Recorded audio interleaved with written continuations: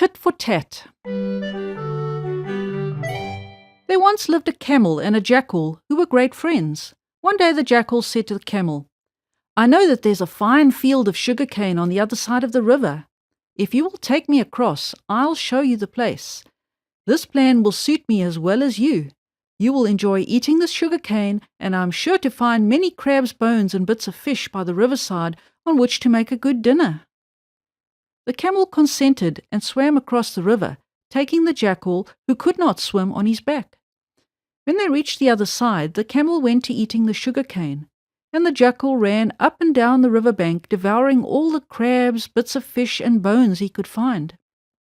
But being a much smaller animal, he had made an excellent meal before the camel had eaten more than 2 or 3 mouthfuls, and no sooner had he finished his dinner than he ran round and round the sugarcane field, yelping and howling with all his might. The villagers heard him and thought, "There's a jackal amongst the sugarcanes. He will be scratching holes in the ground and spoiling the roots of the plants." And they all went down to the place to drive him away. But when they got there, they found to their surprise not only a jackal but a camel who was eating the sugarcanes. This made them very angry, and they caught the poor camel and drove him from the field and beat him until he was nearly dead. When they had gone, the jackal said to the camel, "We had better go home." And the camel said, "Very well, then jump upon my back, as you did before." So the jackal jumped upon the camel's back, and the camel began to recross the river.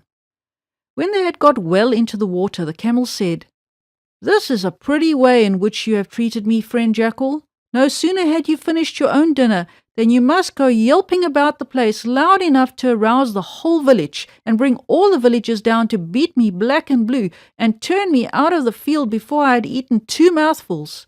What in the world did you make such a noise for?" "I don't know," said the jackal. "It's a custom I have. I always like to sing a little after dinner." The camel waded on through the river. The water reached up to his knees, then above them, up, higher and higher, until he was obliged to swim. Then turning to the jackal, he said, "I feel very anxious to roll." "Oh, pray don't! Why do you wish to do so?" asked the jackal. "I don't know," answered the camel. "It's a custom I have. I always like to have a little roll after dinner."